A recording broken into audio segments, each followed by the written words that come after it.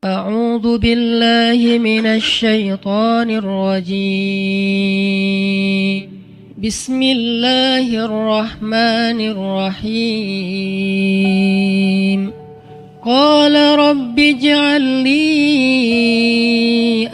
آية قال آيتك ألا تكلم الناس 3 ليال سويا فخرج على قومه من المحراب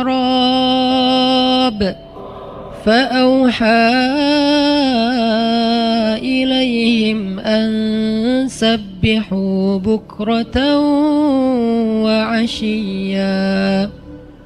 Berkatalah Zakaria, Rabbi, berikanlah untukku sebuah pertanda bahwa aku akan punya anak laki-laki. Allah berfirman, tanda-tanda bagimu adalah engkau tidak akan bisa berbicara dengan manusia selama 3 malam berturut-turut. Maka keluarlah Zakaria kepada kaumnya dari mihrabnya dan memberi mereka isyarat supaya mereka bertasbih kepada Allah setiap pagi dan petang. Ini adalah adegan, kita lanjutin sekitar 2 menit sebelum azan. Ini adalah adegan ketika Nabi Zakaria dapat berita gembira akan punya anak laki-laki. Karena Nabi Zakaria berdoa minta anak laki-laki dari sejak nikah sampai usia 80 tahun. Kurang lebih sekitar 50 tahun berdoa. Lama banget, ya Allah beri anak, ya Allah beri anak. Sampai iparnya udah punya anak keren namanya Maryam. Iparnya adalah Imran. Udah punya anak keren banget, cewek, solehah, dari kecil udah beribadah di Masjidil Aqsa. Zakaria masih minta anak, ya Allah, ya Allah, ya Allah. Sampai puncaknya Zakaria ngelihat Maryam dapat makanan dari langit. Zakaria datang ke mihrab Maryam, terus di situ udah ada makanan yang bukan dibawa oleh Zakaria. Zakaria nanya, "Anna laki hadza ya Maryam?" Maryam dapat dari mana makanan ini? Kata Maryam, "Huwa min indillah, dari Allah," kata Maryam. Gimana caranya? Kata Maryam, Allah punya cara sendiri. Allah yarzuqu may yasha bighairi hisab. Terserah Allah gitu. Masya Allah, Masya Allah. Zakaria kagum sama Maryam. Langsung pergi ke mihrabnya Zakaria, sholat. Dan di dalam sholatnya Zakaria berdoa, hunalika da'a Zakaria rabbah. Di saat itulah Zakaria benar-benar nangis berdoa kepada Allah, ya Allah, Rabbi habli min ladunka dzurriyyatan thayyibah innaka sami'ud du'a. Ya Allah, beri saya anak seperti dia, seperti Maryam. Engkau maha mengijabah doa dan saya enggak pernah berputus asa meminta kepadamu. Udah 50 tahun lebih. Tiba-tiba Allah bilang, ya Zakaria, inna nubashiruka bi ghulam ismuhu Yahya lam naj'al lahu min qablu samia. Zakaria, sekarang kami akan perkenankan doamu, kamu akan punya anak, beri dia nama Yahya. Belum pernah ada anak seperti dia yang soleh di muka bumi. Zakaria kaget, walaupun doa, tapi beliau masih berpikir kayak, gimana caranya saya punya anak? Ini kayak tarik-tarikan antara logika manusia dengan iman.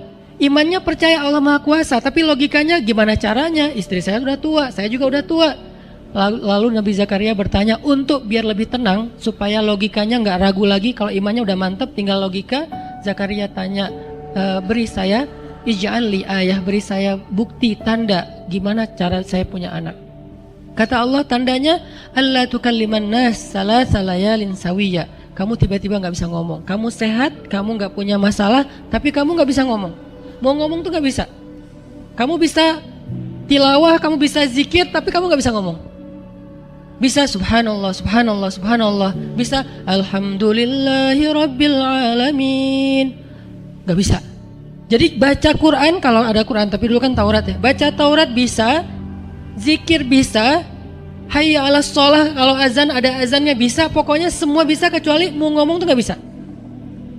Masya Allah ya, luar biasa. Kenapa? Karena Allah pengen Zakaria zikir aja 3 hari. Jangan ngomong dengan manusia walaupun ucapannya baik, kecuali zikir. Jadi kalau mau ngomong dengan manusia, subhanallah, masya Allah, alhamdulillah, bismillah, cuman gitu doang ngomongnya. Gak bisa, lu mau kemana? Gak bisa. Insya Allah gitu. Jadi cuman bisa zikir. Saking Allah pengen Zakaria menghabiskan 3 hari sebelum Allah tunjukkan keajaiban hanya dengan berzikir. Apa poinnya di sini? Kalau kita pengen ada keajaiban dalam diam, maka isilah diam kita dengan zikrullah. Dan salah satu cara Allah Subhanahu wa taala mendidik Nabi Zakaria untuk menjemput keajaiban itu adalah Allah menyuruh Zakaria untuk diam dan mengisi diamnya dengan zikratullah bukratan wa asiyya, mengingat Allah pada waktu pagi dan pada waktu petang. Artinya diisi dengan zikir. Dan waktu itu Nabi Zakaria menurut ulama tafsir, beliau tidak cacat lisannya, benar-benar bisa ngomong. Hanya tidak bisa bicara dengan manusia, tapi bisa berzikir. Jadi beliau bisa zikir, bisa mengucapkan kalimat-kalimat Alkitab, yaitu Taurat. Beliau bisa membaca ayat-ayat Allah, beliau bisa mengucapkan kalimat bismillah dan seterusnya, tapi nggak bisa ngomong dengan manusia. Dan itu terjadi selama 3 malam. Dan akhirnya setelah 3 malam, Nabi Zakaria tiba-tiba dapat berita gembira kalau istri beliau hamil. Ini pelajaran penting banget buat kita. Kalau ini pernah berlaku terjadi kepada Nabi Zakaria, keajaiban dengan cara kayak gini, maka ini juga akan terjadi kepada kita. Itulah alasan kenapa kisah tersebut direkam dalam Al-Quran, supaya dia menjadi pelajaran hudan lil muttaqin. Itu kenapa Allah katakan Al-Quran hudan lil muttaqin, petunjuk bagi orang yang bertakwa, orang yang pengen memperbaiki diri, orang yang pengen dapat solusi. Muttaqin, orang yang pengen wa may yattaqillaha yaj'al lahu makhraja, dapat jalan keluar. Wa yarzuqhu min haitsu la yahtasib, dikasih rezeki yang enggak terduga-duga. Wa may yattaqillaha yaj'al lahu min amrihi yusra, diberikan kemudahan. Wa may yattaqillaha yaj'al lahu yukaffir anhu sayyi'atihi, dihapuskan semua dosa. Wa yu'dhim lahu ajra, dikasih reward yang berlipat-lipat. Maka siapa yang pengen dapetin keajaiban-keajaiban orang bertakwa itu, maka jadikanlah Al-Quran sebagai petunjuknya, hudan lil muttaqin. Nah, gimana cara kita jadiin Al-Quran sebagai petunjuk? Jawabannya juga ada di ayat yang sama, la raiba fih. Jangan ragukan ayat-ayat Al-Quran, termasuk kisah-kisah yang ada di dalamnya. Sehingga kalau kita benar-benar percaya kisah Nabi Zakaria mendapatkan keajaiban dengan cara diam dan zikir, maka kita coba terapin itu dalam masalah hidup kita. Insya Allah kita juga akan mendapatkan keajaiban dan kejutan seperti yang didapatin oleh Nabi Zakaria. Itu pesan poin yang ada di dalam ayat 10 dan 11 surat Maryam. Sehingga buat sebagian orang yang mungkin ngerasa selama ini sering disakiti, sering dicuekin, sering didebat, sering diapain, jangan terlalu diladenin. Kadang-kadang ada teman saya nanya ke saya, Ustadz, ini ada yang ngomongin Ustadz gini di sosmed, perlu kita balas nggak nih? Saya bilang udah diamin aja. Itu tuh santai, tapi sebetulnya itu ada kayak alasan kenapa saya memilih sikap itu, bukan karena kayak males ribut. Sebetulnya kadang-kadang kan ribut itu kayak nyenengin ya, kayak olahraga apa ya, emosi gitu kan. Rame-rame di sosmed itu kayak asik kan, kayak kita ngegame gitu kan. Jadi nge-replay komen-komen orang kayak lucu-lucuan gitu.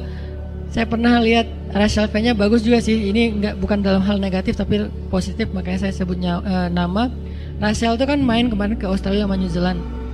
Terus ada dia lagi foto-foto gitu di sana bareng dengan suaminya. Tiba-tiba ada yang komen, Sel, lo nggak cocok di tempat itu, tempatnya bagus tapi gara-gara lo jadi kurang bagus gitu. Terus dia jawab, ya gue nggak cocok tapi dompet gue cocok, kata dia. Kadang-kadang perlu digituin juga sih ya, biar paham. Karena kata Ustaz Abdul Somad, sombong kepada orang yang sombong adalah sedekah. Tapi itu mah pilihan. Rasal memilih sikap santuy. Tapi dengan dia guyonin, kalau saya memilih sikap diam aja deh. Karena saya takut kalau saya ngomong malah jadi panjang debatnya, dan saya merasa nggak mampu untuk selalu membela diri dengan argumen. Karena membela diri dengan argumen kadang-kadang ya, kalau bahasa Ustaz Umar Mita, orang yang mencintaimu tidak butuh alasan, orang yang membencimu tidak akan menerima alasan. Jadi kayak ya udahlah, diamin aja. Ternyata dengan kita diam muncul aja keajaiban, banyak keajaiban. Jadi benar-benar saya percaya banget diam itu tuh keajaiban.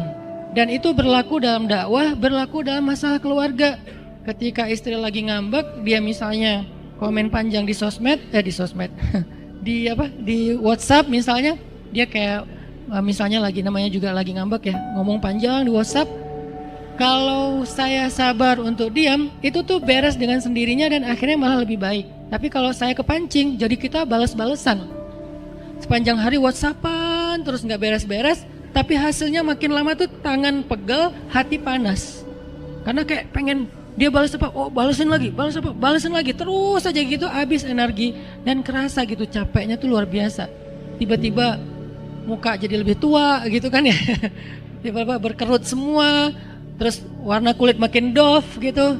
Ini gara-gara efek stres kali ya. Jadi intinya adalah jangan diladenin, diamin aja setelah kita klarifikasi fitnah. Kalau itu berbentuk fitnah, tetap kita butuh tabayun, klarifikasi biar tidak menyebar fitnah. Tapi beres klarifikasi nggak usah diperpanjang. Berapa kali mungkin teman-teman ngelihat, mungkin saya pernah nggak ada apa-apanya sih dibandingkan Ustadz Felix. Kalau beliau lebih pro lah dalam masalah kayak gini. Kalau saya beberapa kali dibully di sosmed, pernah nggak saya ladenin? Hampir nggak pernah. Cuman klarifikasi maksudnya, udah beres, diamin aja, diamin. Sepahit apapun, sepanas apapun kalimatnya, yang kadang-kadang Ustadz nggak baca, penasaran soalnya.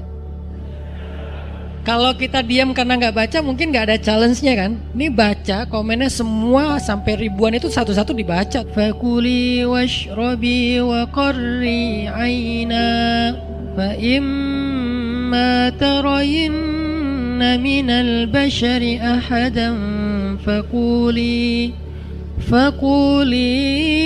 inni nadartu lirrahmani sawman falan ukallimal yawma insiya fa'atat bihi qawmaha tahmiluh qalu ya Maryam laqad ji'ti shay'an fariya ya ukhta Harun ma kana abuki imra'a saw ما كان أبوك امرأ سوء وما كانت أمك بغيا فأشارت إليه قالوا كيف نكلم من كان في المهد صبيا. Dan maka makan dan minumlah dan bersenang hatilah engkau wahai Maryam. Dan jika engkau bertemu dengan seseorang, katakanlah sesungguhnya saya telah berazam untuk berpuasa pada hari ini dan saya tidak akan berbicara dengan manusia pada hari ini. Lalu Maryam pun datang kepada kaumnya sambil menggendong bayinya. Kaumnya berkata, wahai Maryam, engkau datang kepada kami dengan membawa kalau bahasa kita tuh pembawa apa istilahnya, sial apa ya, dengan membawa keburukan, jadi kayak dianggap pembawa kesialan. Wahai saudari Harun, sesungguhnya ayahmu bukanlah seorang yang nista ataupun pendosa, dan begitu juga dengan ibumu bukanlah perempuan yang hina.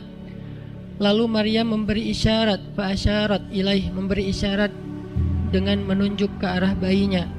Lalu mereka berkata, bagaimana kami akan berbicara dengan seorang bayi yang masih digendong oleh ibunya, maksudnya masih terlalu kecil. Ini adalah cuplikan adegan Maryam ketika baru pulang kampung. Jadi ceritanya di ayat sebelumnya, ketika kandungan Maryam semakin besar dan nggak bisa disembunyikan dari penglihatan manusia, Maryam pun pergi menjauh ke sebuah tempat yang tidak ada siapa-siapa. Fahamalathu fantabadat bihi makanan qasiyya. Dia menjauh, mengucilkan diri ke tempat yang gak dilihat oleh siapa-siapa sampai melahirkan. Jadi kurang lebih sekitar 3 bulan 4 bulan Maryam gak ada di Al-Quds, gak ada di di Masjidil Aqsa dan sekitarnya. Dia pergi mengasingkan dirinya supaya tidak ada yang menghujat Maryam karena ngelihat perutnya sudah semakin besar dan dia gak punya suami. Setelah melahirkan, akhirnya Allah perintahkan Maryam untuk pulang. Setelah Allah ngasih makan, minum, dan kebahagiaan buat Maryam, fakuli washrobi wa qarri aina, dengan adegan korma yang menjatuhkan buah-buah rutop dan seterusnya, pulanglah Maryam. Nah, Maryam tahu ketika dia pulang dengan membawa bayi, dia pasti akan dihujat, dicela, dicaci maki, dibully oleh kaumnya. Lalu Allah memberi kepada Maryam bekal. Gimana cara ngadepin yang kayak gitu-gitu? Kata Allah, kalau kamu ketemu manusia, ketemu orang-orang, ketemu kaummu, bilang ke mereka, saya tidak berdebat hari ini.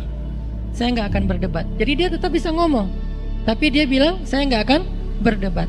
Saya nggak akan bicara dengan siapapun hari ini, karena saya sudah bernazar untuk diam. Bilang kayak gitu kepada kaummu. Maka fa'atat bihi qaumaha tahmiluh. Maka datanglah Maryam kepada Al-Quds, kepada kota Al-Quds dengan membawa bayinya yang digendong. Datang. Baru dari ujung kota kelihatan Maryam, muncullah orang-orang Bani Israel semuanya rame di pasar-pasar mereka, semuanya menghadang Maryam. Maryam tiba-tiba dihadang di gerbang kota Al-Quds. Gak boleh masuk kota Al-Quds. Tadinya ada yang satu orang lihat, Maryam, langsung dia datang ke kota, dia umumkan ke semua orang, wahai Bani Israel, perempuan yang hina yang kita cari-cari sekarang sudah datang membawa bayi haramnya, membawa bayi selingkuhnya, membawa bayi hasil zinanya. Akhirnya orang-orang yang ada di Masjidil Aqsa, yang ada di rumah-rumah, yang ada di pasar, semuanya berkumpul di depan gerbang kota, menghalang Maryam masuk. Kebayang gak perasaan Maryam? Padahal dia itu lahir di situ, dia beribadah di situ, ayahnya orang situ, ulama pula, pamannya Nabi pula di situ, tapi dia sekarang dihadang oleh semua penduduk Al-Aqsa, penduduk Al-Quds, Bani Israel.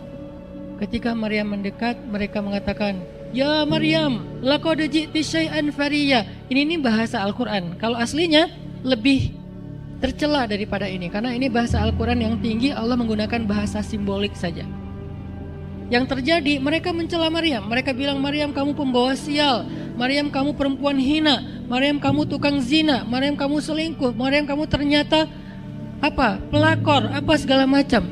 Kebayang gak seorang perempuan yang mulia dituduh dengan kata-kata kayak gini? Sedih, pengen jawab, pengen bilang, saya ini gak pernah berbuat dosa, ini nih Allah yang ngasih kepada saya gak punya suami, dan saya diberikan anak yang suci dan segala macam. Enggak. Tanya kepada Zakaria kalau nggak percaya, saya punya buktinya segala macam. Nggak usah, diam aja. Maryam bisa ngomong kalau mau. Maryam by the way adalah perempuan secerdas Sayyidah Aisyah. Dia itu kayak Aisyah cerdasnya, kayak Khadijah bijaksananya, kayak Fatimah lembutnya, kayak Asiyah sabarnya. Maryam itu istimewa. Sampai sebagian ulama mengatakan Maryam satu-satunya nabi dari perempuan, satu-satunya nabi dari golongan perempuan. Sebagian kecil ulama ada yang menyebutkan demikian, sehingga mereka menyebut Maryam alaihassalam. Saking Maryam ini keren banget, istimewa banget.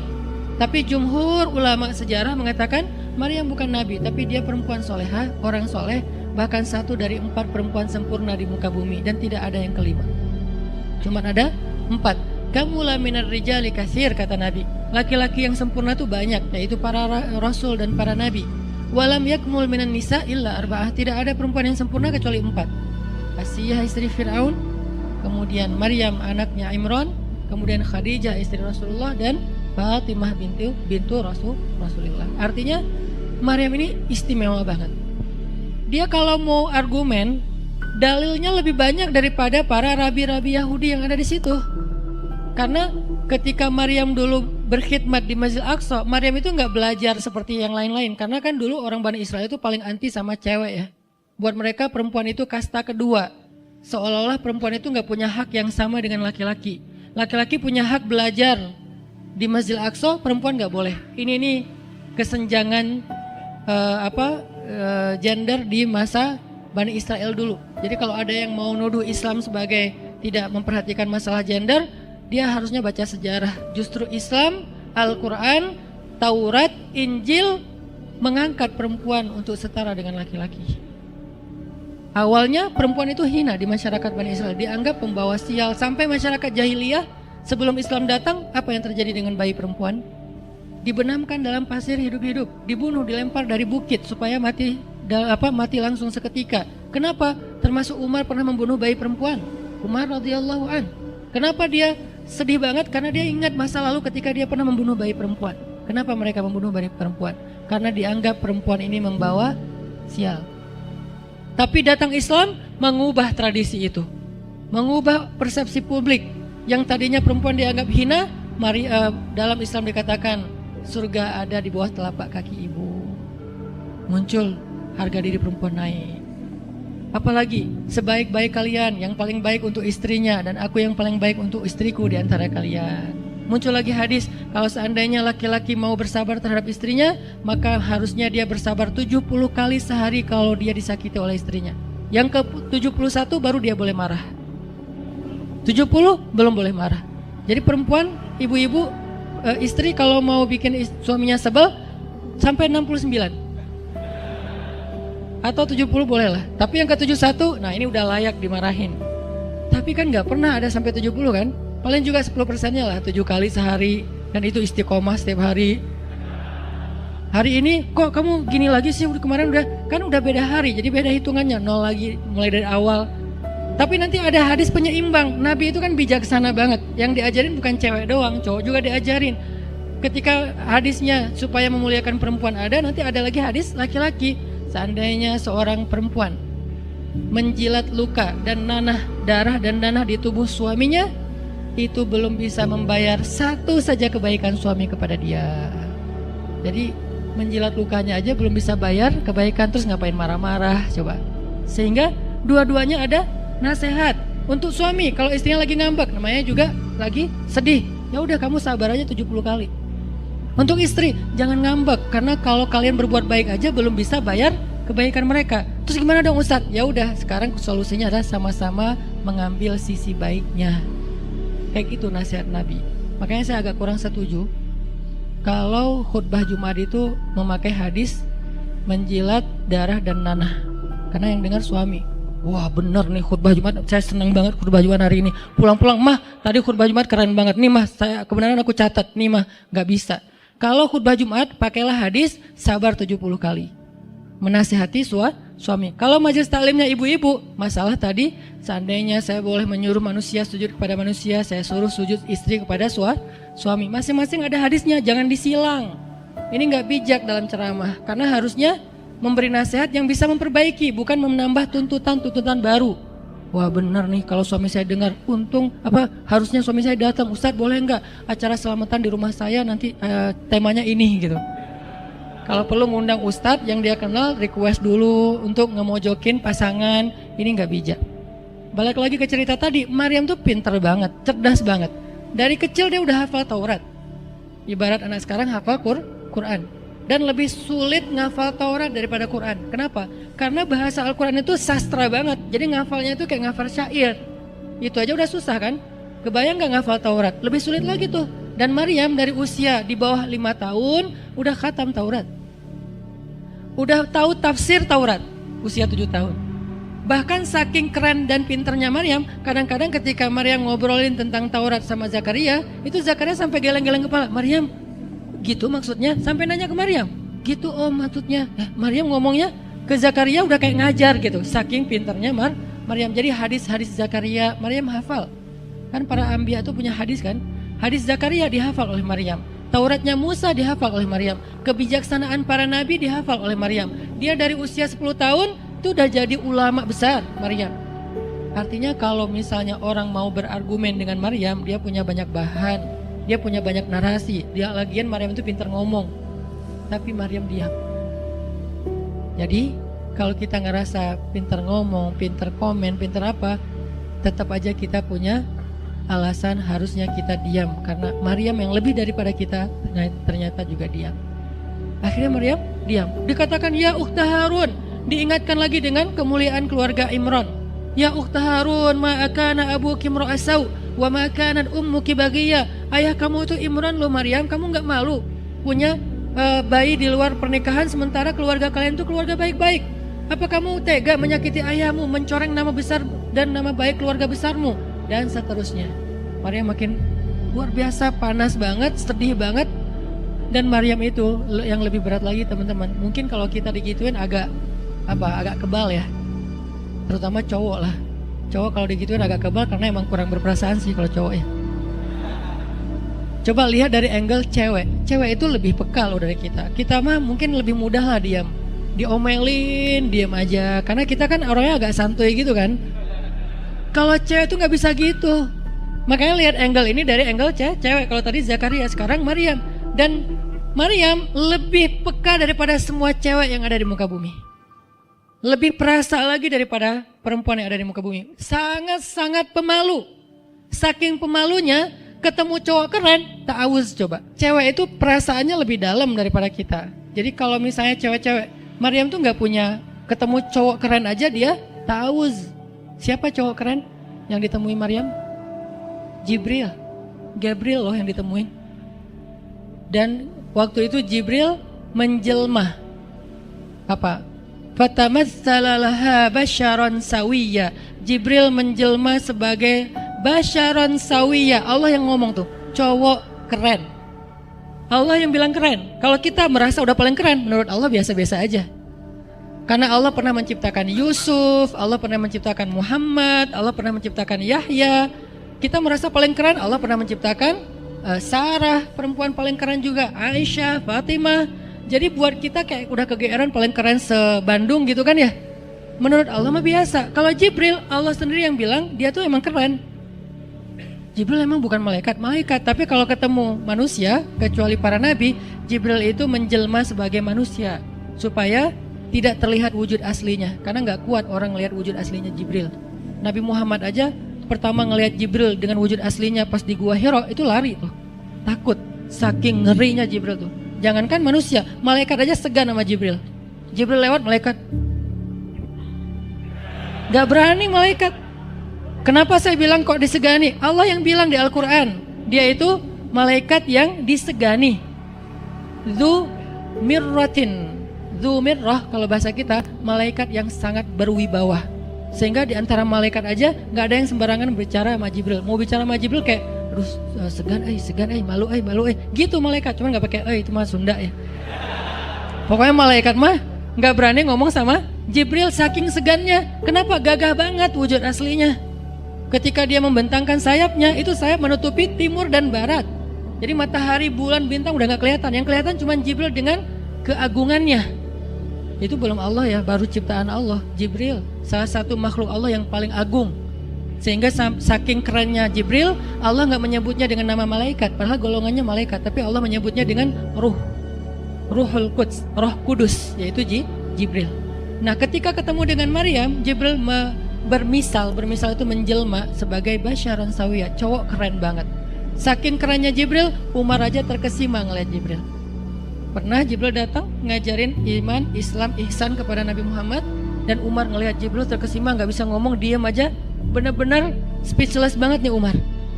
Jibril udah pulang, baru Nabi nanya, Umar tahu gak itu siapa? Hah? Apa Rasul? Gitu. Saking masih kayak terkesima. Apa Rasul? Tahu gak barusan siapa? Siapa ya Rasulullah? Saya gak kenal orang itu, kok keren banget. Kata Rasul, itulah Jibril. Masya Allah, itu Jibril. Ya Alhamdulillah bisa ngeliat Jibril langsung. Tahu gitu tadi. Gitu ya. Kalau bahasa kita mah udah langsung pengen foto-foto kan sama Jibril. Kebayang gak cowok sekarang lihat Jibril? Baru lihat apa? Artis Korea aja kita udah kayak gimana kan, BTS atau apa, udah segala macam, udah guling-guling, udah gigit jari, baru BTS doang. Kadang-kadang nggak ngeliat BTS langsung, cuma lihat di TV doang, udah aku nggak bisa gini, aku nggak bisa gitu kan ya. Belum ketemu Jibril loh, jadi nggak ada lah artis sekeren Jibril. Baru Yusuf aja udah pada ngiris tangan, belum malaikat. Sampai ketika cewek-cewek ketemu Yusuf, mereka bilang apa? Ini bukan manusia, ini malaikat. Jadi gantengnya Yusuf tuh bukan ganteng-ganteng apa? Itulah. Ganteng kok hewan gitu kan. Ini ganteng-ganteng malaikat. Belum ada tuh film atau sinetron itu. Yusuf itu ganteng-ganteng ganteng-gantengnya tuh malaikat. Levelnya tuh level malaikat. Jadi kalau ada Jibril, ada Yusuf kayak, nih yang mana Yusuf, mana Jibril ya? Keren dua-duanya. Nah Jibril datang ketemu Maryam bukan di atas panggung rame-rame, berdua, coba intimate banget kan.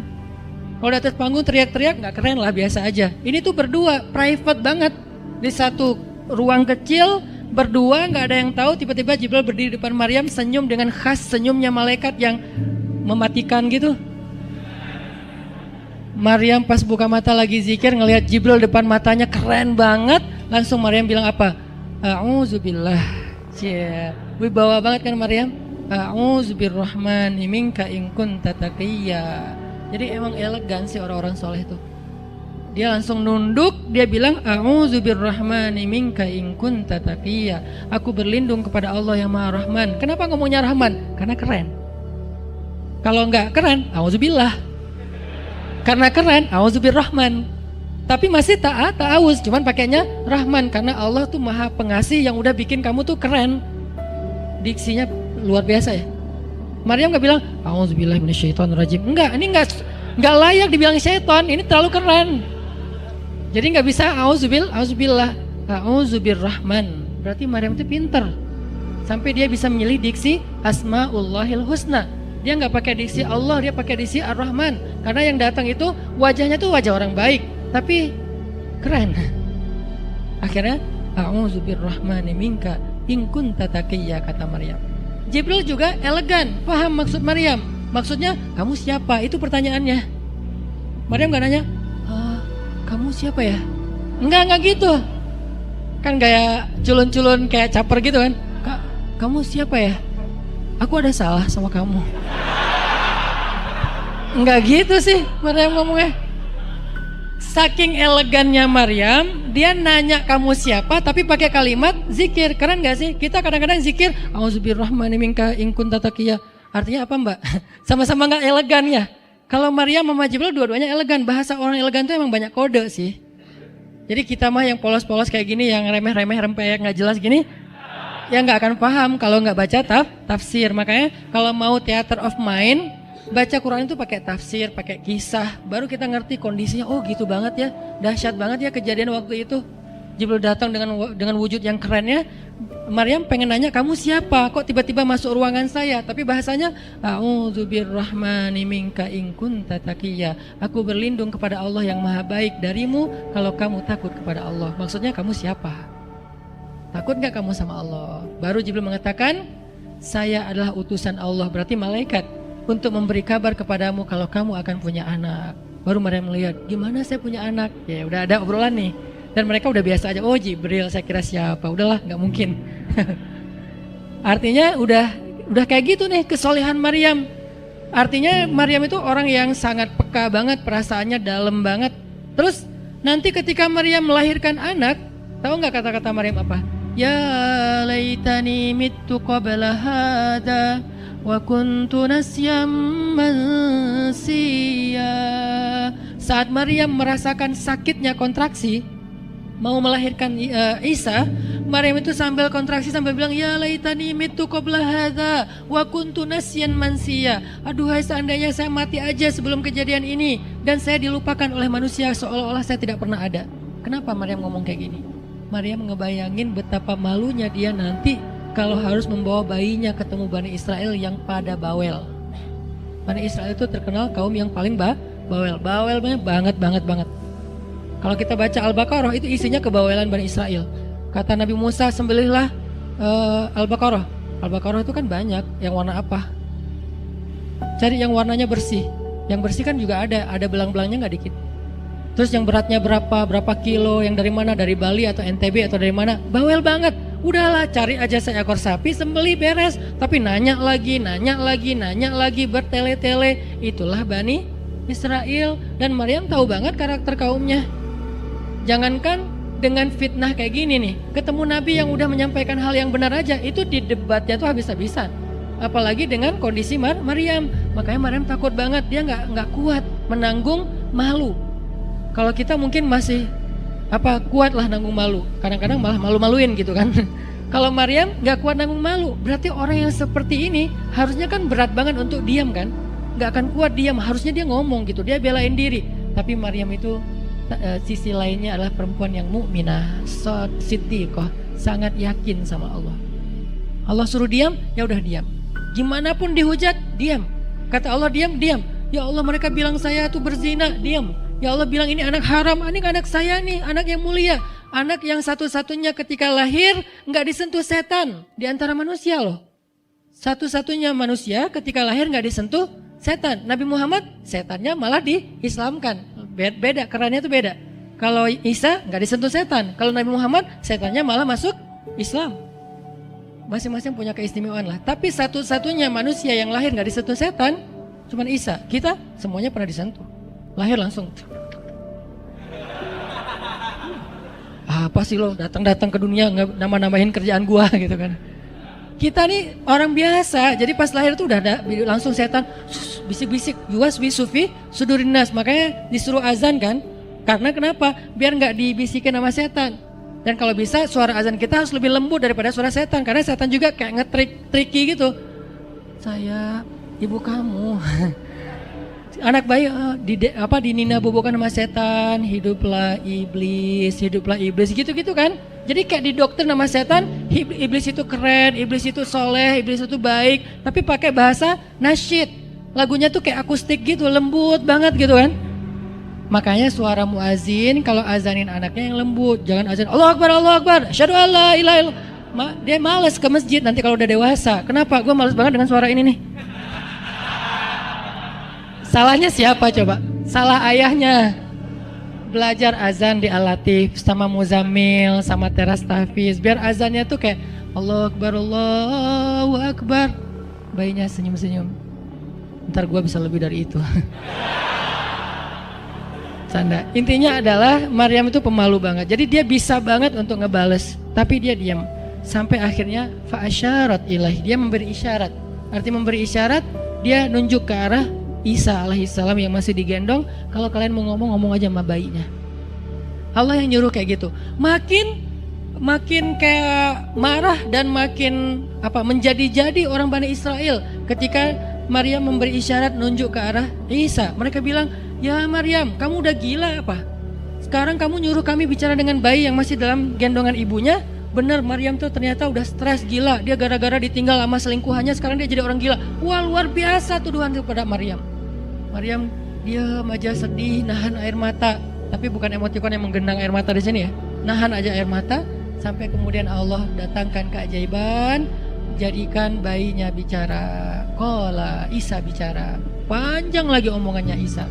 Ibuku ini baik, ibuku begini-begini, saya itu hamba Allah, saya itu anak yang suci, saya itu begini, sampai beres. Baru mereka pada pulang karena mereka merasa terbantahkan semua tuduhan palsu mereka kepada Maryam. Masuklah Maryam, disambut mulia oleh beberapa orang. Maryam itu perempuan mulia, Allah mendatangkan dia sebagai keberkahan. Tadi dituduh pembawa sial, sekarang disebut pembawa berkah. Mulailah Maryam terkenal. Isa dididik, kemana Isa pergi, anak-anak kecil segengnya Isa pengen jadi temannya Isa. Gue temannya Isa lo, gue temannya Isa lo. Gak lama kemudian Isa jadi temannya Yahya. Ketika dia udah bisa main sama Yahya, main berdua sama Yahya. Kemana-mana berdua, Yahya, Isa. Tapi usianya agak jauh berbeda. Ketika Yahya udah masuk SD, Isa barulah lahir. Jadi kayak agak sekitar 7-10 tahun lah kurang lebih mereka jarak usianya. Tapi pas Isa udah remaja, mereka udah nyambung ngobrol. Nah, kelebihan masing-masing, kalau Yahya ini penghafal kitab Taurat, datang Isa, Yahya menghafal kitab Injil. Yahya Nabi, Isa Rasul, satu level di atas Nabi. Kalau Nabi mengikuti ajaran Rasul sebelumnya, kalau Rasul membawa ajaran baru. Jadi sebelum Isa lahir, Yahya mengikuti ajaran Musa dengan kitab Tauratnya. Setelah Isa lahir, Yahya mengikuti ajaran Isa dengan kitab Injilnya. Jadi bisa dibilang Nabi yang mengikuti dua ajaran Rasul, Yahya alaihissalam. Dia menghafal dua kitab suci sekaligus, Taurat dan Injil. Perempuan Maryam radhiyallahu anha, dia menghafal kitab Taurat dan Injil dari anaknya sendiri. Inilah kisah Maryam yang mendapatkan keajaiban dengan cara diam.